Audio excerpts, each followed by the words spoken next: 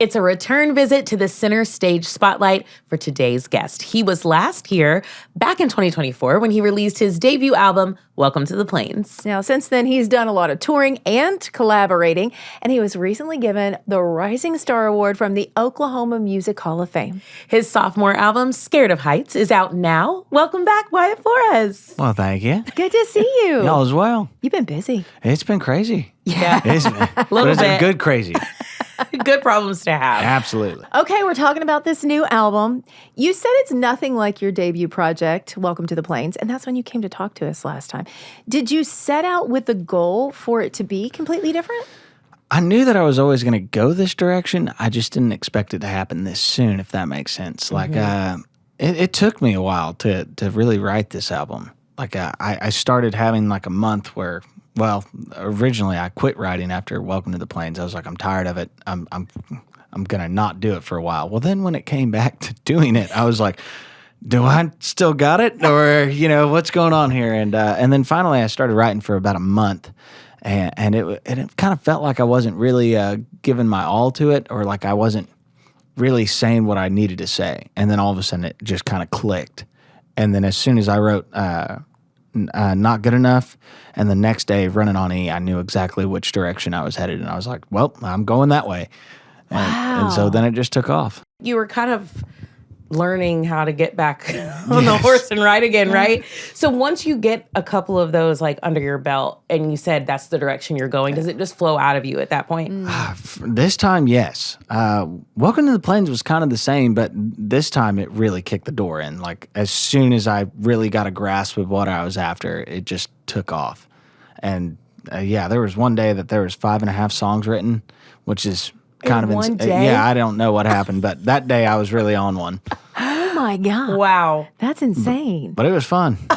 You My were just, goodness. I mean, were you afraid to like get anything to eat or to get up and stretch at that point because it's flowing out of you so fast? Yeah, I don't even think I was thinking about that. At all. I probably ate breakfast and then And then you got in flow state. oh yeah, then all of a sudden like a whole pot of coffee later. You know, I will Nice. say, working at a publishing company back in the day, I was always so floored at how people just don't eat. Yeah. I'm like, did y'all stop for lunch? You've been writing since 10 this morning. And they're like, no. I'm like, it's See? 4 in the afternoon. Yeah. How do y'all do that? I really don't know. I'm kind of the worst person to talk about eating with because I really will only have one meal a day and be all right. Wish We're- I was like that. We need to check up on him now. Yeah, we do. I'm adding you to the Yeah. list of people that I worry But about. it's a big breakfast. Okay, It'll okay. last. She'll And then ask you when she sees you next week, yeah. how many meals did you have today? eaten? I'll Yes. try and get 2 underneath my belt. Get your protein, Wyatt. We need that. Okay, when we were talking about Welcome to the Plains, you said that there were no 2 songs on that album that sounded the same because you were still kind of searching for your sound. And it feels like you found it. So what would you describe your sound as now? Well, that's the thing. Like I feel like I have more confidence in what I'm doing, more than I ever have. However, like since the beginning, it's always been that way where I was like, I want my music to sound different each and every single time. Like I never want to be trapped into one thing. So I think this album definitely sonically has more of a running theme through it. However, like the next thing that I do, I don't know. I can't say what I'm going to do yet because I haven't done it, but it'll definitely be more the folkier side of things and definitely going back to the storytelling aspect of it. How do I put it? I don't know. Less driven, I guess, by band-wise and kind of coming back to the Americana stuff. Got it. Okay. So that's where I think I'm headed. But for the most part, I never want to like stop trying new things, if that makes sense. So like this was definitely a leap of faith jumping into this. But I never want to be put into one sound, I think. I think I want to keep on trying. But it still sounds so much like you, though. It doesn't sound like a complete, No, it's not a complete departure. It's like, it is just this other side of you. Because I was listening and I was like, I love this. I'm loving this. Okay, so I want to talk about the title, Scared of Heights. It offers up some strong emotions. So why do you think that this was the right title to sum up this entire collection of songs? It was also about the writing part of it all, and then also my career. But how many people are going to relate to being on stage? So I was like, well, you got to make the song a little bit more accessible to understand. And it really is about relationships, but it's not just about, your girlfriend or boyfriend kind of thing. It's more so just all my relationships. I really have been trying to find balance in these last 2 years, and I'm starting to get like a handle on that of, being there for my band, my crew, my managers, everyone that I work with on this side, and trying to be more involved with the fans. But then also back home, it's like I'm trying to be a better son, a better brother, a better friend. And, I've really struggled on that. So that's what Scared of Heights truly is just trying to, I got so scared of failure and all of it. You can't just be scared and do nothing. That's like the main thing. It's like you still got to go out and live. And that's kind of something that I've always talked about, since I first started, is going out and living. Well, I fell into the same thing that I've told people not to get into, and it took a little bit to get out of it. And now I'm just trying to jump into anything and everything that scares me. There is something to be said for people that run straight into it. Like if you're afraid of something, then that's what you're supposed to run right at. And I think that is the most courageous thing to do. It's definitely not easy, but I've definitely had more moments in my life than just, that scare me more than just being in front of a massive crowd. Like even, a week ago, I was home and my buddy, he was like, man, we'd like you to come out to the Big 3 field days, which is like a livestock judging deal. Well, then I showed up and he comes over to me and he goes, all right, you're going to talk this bull class. And I was like, I haven't done this in maybe 7, 8 years. And he goes, you're going to be fine. It's just couple thousand kids, you're fine. I haven't done that in years, nor was I ever great at it when I was doing it. But, he just threw me into it. And he's like, well, I told you that you were going to come out and do this. And I said, you didn't tell me we were going to do that. That part. But I've already told other people that you would. And I was like, well, great. I guess I'm going to do it. And it's so funny because like I used to be at the same thing, and I judged there since I was, first starting out judging till I was in senior. Yeah. And still that feeling of like, what am I doing? What is happening right now? Like you still get nervous, and I'm trying to find more of those experiences. Like that's cool. Because you gotta go live while you can. And then they're looking at you going, you play in front of thousands of people. Like, this is not a big deal. But you wouldn't think it would. But it's crazy. Isn't that crazy? It's so great. So funny, so funny. Okay, well, the album artwork. Yes. It's kind of scary. A little bit. There's a lot of fun songs on there that you can get along with, and kind of just feel good driving music. But there's also some other elements to it. For this album, it was... I wanted less of the chaos, I guess, going on.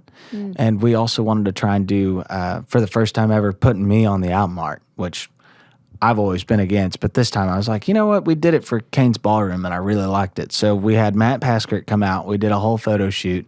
And then Chloe puts her artwork all the way around it. But this time I wanted it to be more like neon sign, kind of bright colors, but also mixed with the darkness. Yeah.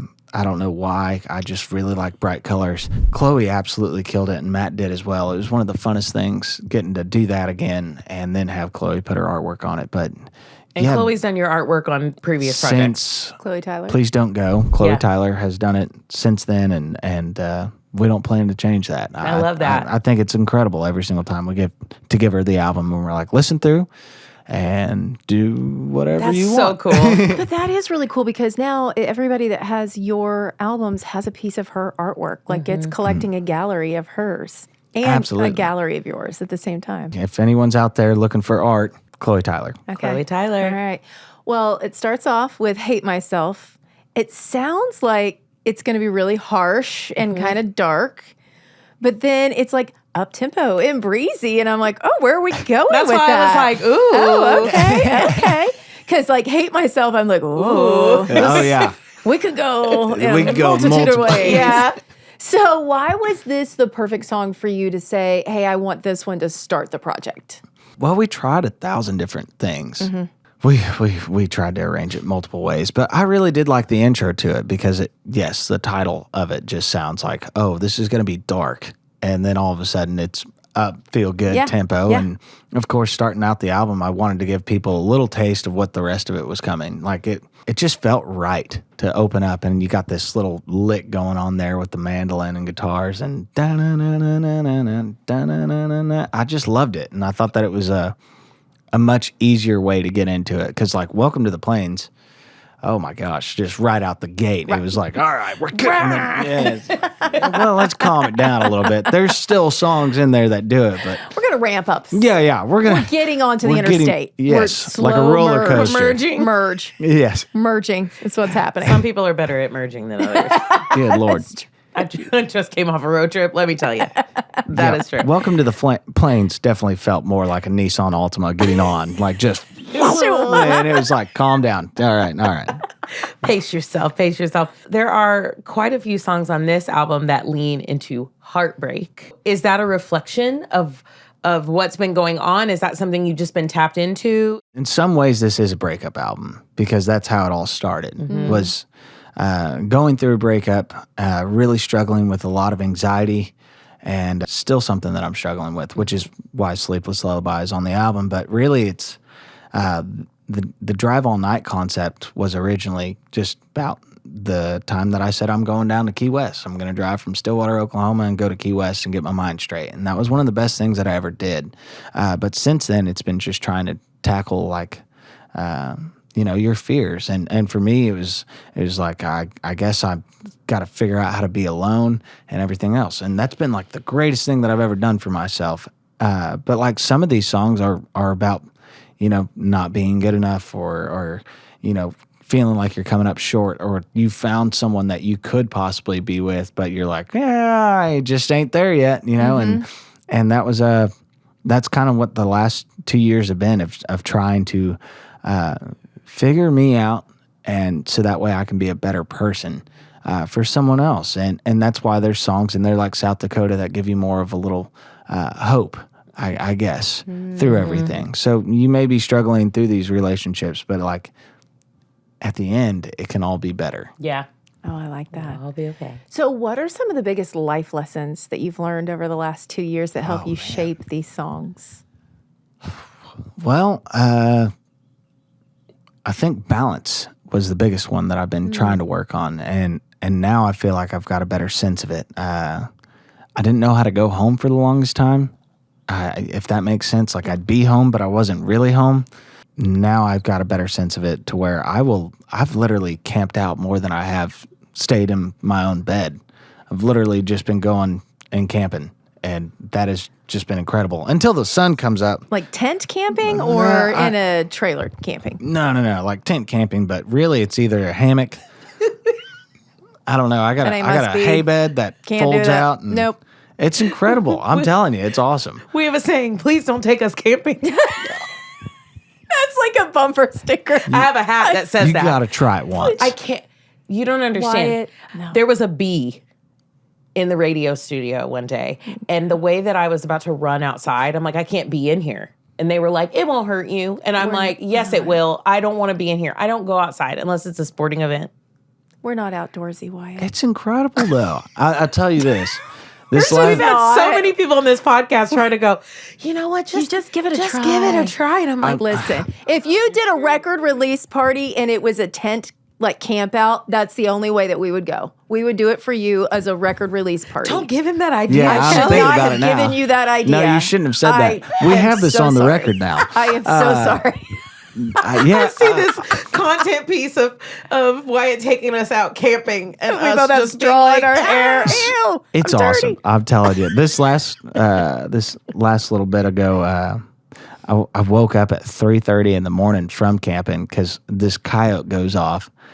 But it sounds like a grown man trying to sound like a coyote. Like this thing sounded like he was choking on a bone or something. So I just start dying laughing. Anyway, then it sparks up the entire thing, and then that's when I realized I got to get my thermal out and get to coyote hunting. Anyway, sorry, I'm going completely off. That did not help But, the yeah, case I mean- of getting me out there. Well, I mean, I think you'd like it, but knowing that you're scared of a bee in the studio, you might be scared of a coyote. Oh, I'm scared of everything that's outside. Well, now that Kelly is giving you that idea, forget that she ever said that. Next album. Okay. It's been 4 years since Please Don't Go changed everything. When you look back at that version of yourself, what would you tell him today? Get a haircut. Definitely get a haircut. That's first and foremost. I don't know if there's anything else I would say. I'd just give him a big old hug and be like, brother, get a haircut. Whew, those were some darker days, let me tell you.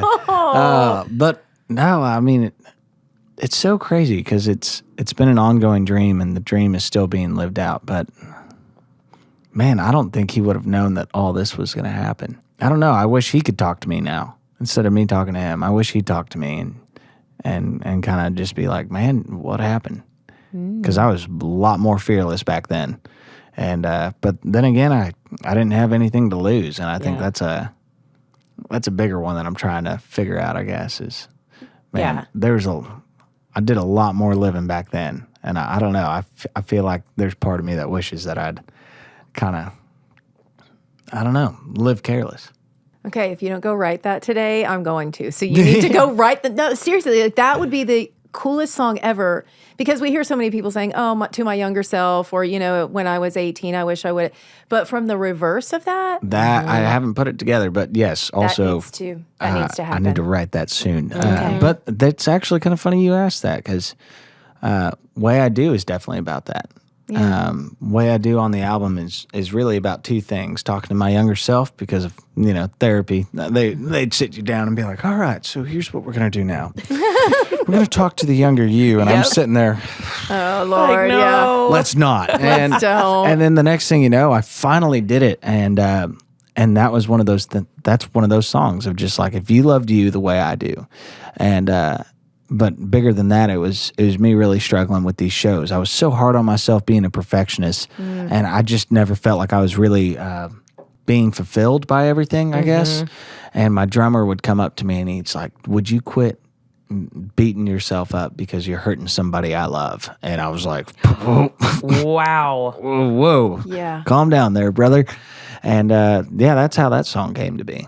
Wow. Oh, that's so good. Wow.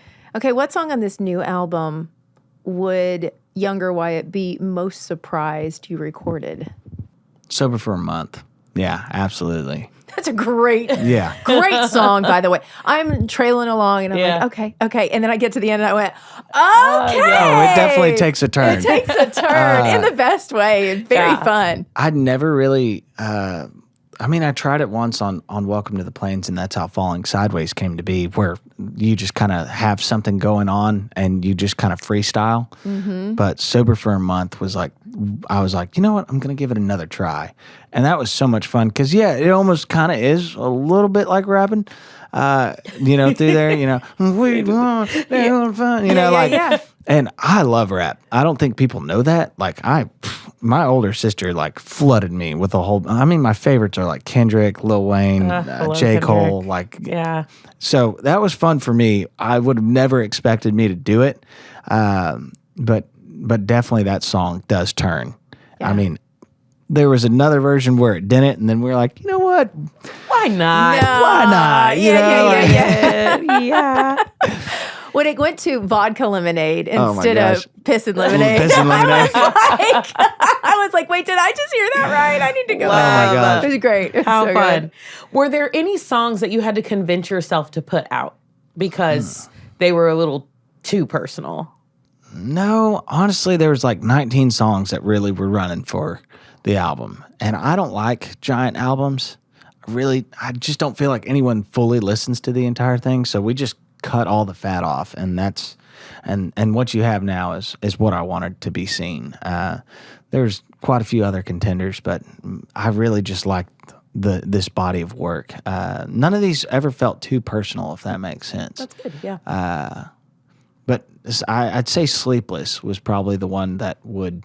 It's kind of hidden in there. I'm not really telling the full, scene of everything that was going on. But that was definitely when I was struggling with sleeping, and it's about having anxiety and when you close your eyes, what goes on, and it's like these crazy dreams that I was having, which is kind of what this album comes from as well. Chloe's artwork, was from some crazy night terrors, but that song for the most part is probably the closest to being really, really personal, just because I am talking about my family and, my grandpa committed suicide, which, I really didn't know how to talk about that for a while. And this is kind of me just kind of working through that of like, well, I thought I was the only one in my family that struggled with what I do. And then it kind of got me questioning if I'm not the only one. And that song, that's probably my favorite off the album is Sleepless. I love that you got there because, there are other people that need to hear that too. I was just Absolutely. about to say that. Yeah. Especially like bringing that to a live show or like getting up there and letting people see you performing these songs is going to be very healing for a lot of people. I just know it. I feel like that one's the most free. Like, I don't know, a lot of these other ones, we all try and stay locked in. But that one is kind of more free-flowing, if that makes sense. Yep. It's kind of where you let your guard down. Yeah. Speaking of the live show, how much new music gets worked into the live show? How does that work? Gosh. Well, when we were first coming into all this, we didn't even have the masters done yet, and we were in Australia, and we were already playing maybe 3 of them. Okay. And then once the tour started, Drive All Night tour, we started working in, I believe, 3. Now we can play roughly 8. But we've been trying not to do that to the fans and be like, here's another song you don't know. And so we tried to calm down on that. So we're doing about 6 to 7 a night and kind of rotating them out just as we go. But once the album comes out, we're going to do these album pop-up shows, and we're going to play all of them and some of the old ones. And then, we're just kind of, what you got to let us know what you want to hear, and we'll throw it in the set. So, we're kind of just waiting to see what people want to hear. That's really fun. You're going to get so many messages. I'm People excited. just shouting out songs and stuff. Well, you are very much an in-demand opening act. I was looking at your tour dates. So in addition to your own shows, you're opening this fall for Red Clay Strays, Co Wetzel, And Teddy Swims. and Teddy Swims. Dude, come on. Yeah, that. We Come on. love him. I think my favorite right now by him is The Door. I mean, it's Don't want to lose you. so I'm like, good. oh. Okay, that's now my workout playlist Oh, is Teddy Swims, yeah. which doesn't feel like it would be great, but But it's it is. really great. It's really great. Yeah. He's such a nice guy. He was so We're I have not kind. met him yet, You didn't? but if y'all are saying he's a nice guy, I He's can't wait. so You're gonna nice. love him. You're You gonna, are gonna love love him. him. We got to interview him at Stagecoach, and we were like, oh my gosh, when he got up, we were like, love him, love him, love him. He's love him. the best. You're going to love it. So, are you opening the date here in Nashville? No, Dang. I think we're only doing 1 weekend with him in Florida. Okay. So it'll just keep running up Florida, which I'm all for. Send me where the sun shines. Yeah.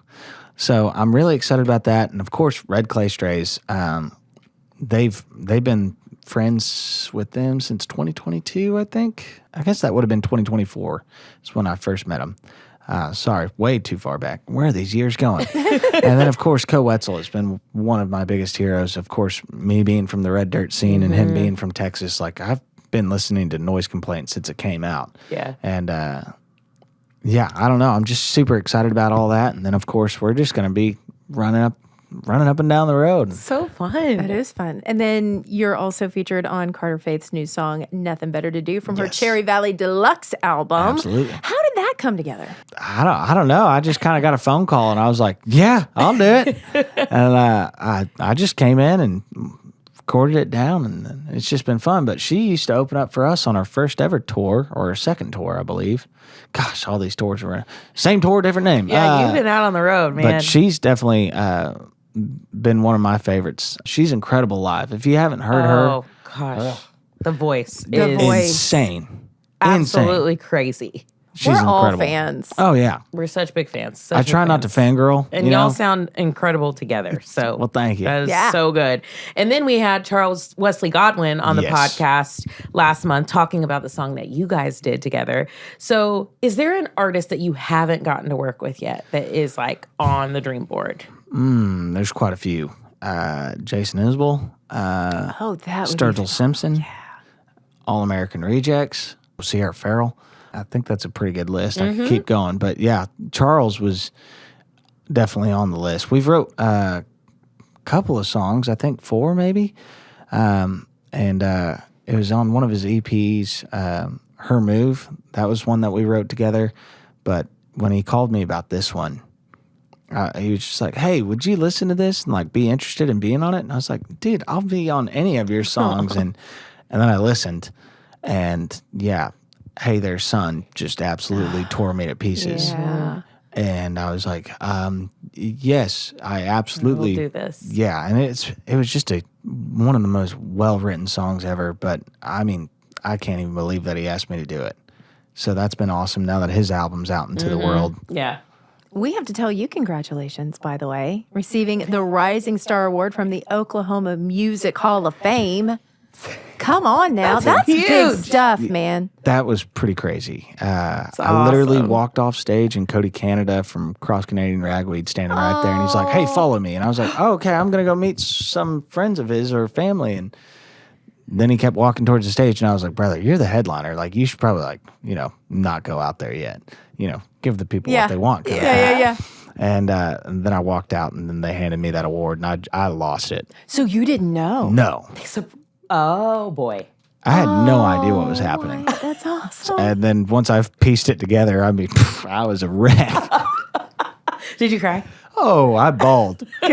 I mean, good. Stadium in your backyard. Yeah. Surrounded by all your heroes. Definitely going to lose it. Did your family know? Did anybody know? I don't know if they did. I feel like my parents knew, but I don't know. But I mean, you So think cool. about the Oklahoma legacy of Garth and Reba and Carrie and Blake and Vince. Dude, Yeah. It's pretty insane. when they just tapped you that you're next. Yeah, that freaked me out. I was because you work so hard for things, and it's so Yeah. hard to have like 1,000-foot view. Yeah. And then all of a sudden, in that moment, that's when it clicked, and it's like everything that we've been running for, someone else has noticed. Yeah. And that was yeah. I bawled. Congratulations. That's absolutely That's huge. incredible. Huge. Well, before we let you go, we have to do a round of burning questions. So these are just Absolutely. nosy things that we want to know about you. Okay, first off, are you scared of heights in real life? No, straight up scared of falling though. Well, that's fair. What is your biggest fear? Biggest fear? Oh man, probably sharks. The ocean. The ocean really scares me. Yeah. Killer whales too. Yeah. Yeah, There's a lot of scary stuff out there. Yeah, and snakes. I can't stand snakes. If they had legs, it'd make sense. You know what I'm saying? But how? Okay, serious. Another great question. If they How had legs, come- they'd be lizards. Well, then they'd be lizards, but even centipedes, they move around. It makes kind of sense. They got legs. But how come when I lay on the floor and I squiggle, I can't go forward, but that thing can?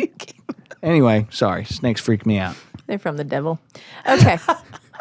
It's true. What's your favorite comfort food? Chicken fried steak. Last book you read. I think it was Scary Close. That's a good one. Donald Miller. I've read incredible. that. Yeah. We'll talk about Donald Miller soon. After this. Who's a new artist that you're really digging right now? Fox and Veed. Who's that? Well, I don't really know yet. I haven't gotten the chance to meet them, but I know that I can't stop listening to them. Okay, I got to throw in a sports question, being the sporty girl. It's almost college football season. What's your prediction for your Pokes this year? I couldn't even tell you. I'm just hoping it's a better year than the last. Go Pokes, Every year baby. better. But, yeah. Oh, but we're really good at wrestling. Yeah, gosh. You gotta hang on to something, I'm man. still going to root for them. I mean, loyal and true. That's Yeah. what we're known Yeah. for. So. Yeah. What was the last thing you bought on Amazon? Last thing I bought on Amazon, I believe it was some headlights for my truck. There you go. Well, fans can buy the new album, Scared of Heights, on Amazon if they haven't already. I was shopping the other day and noticed that you have a pink cassette tape Yes. version of the album available. So I will be getting that. Do people still have cassette players? I know I do. I have one on my I need one. vinyl player. I actually have one that a venue gave me that's also like like you can put your cassette into it, but it's also a Bluetooth speaker. Oh, that's So that was cool. Pretty dang Okay, cool. I might have to go and buy that. That sounds a little I bit more think they're portable like than the one I have. Maybe 30 Oh. bucks. Done. And it's got speakers in it. Love that. Well, good luck with everything, Wyatt. Well, we thank you, love guys. seeing you. So good to see y'all as you. well. So good to see you. Next week on the podcast, we're celebrating the 10-year anniversary of Maren Morris's debut album, Hero. She'll be in the studio with us to reflect upon how that project changed everything for her, and we'll get an update on what she's working on next musically. Also, I'm getting a sneak peek at Luke Bryan's next album next week. Ooh, yeah, so I will be reporting back. We're going out to his farm, so I will play with all of the animals and then tell you all of the scoop when I come back. Well, this is a very busy week. Make sure you're keeping up with us on socials. I'm Hey, it's Amber A. And I'm the Kelly Sutton.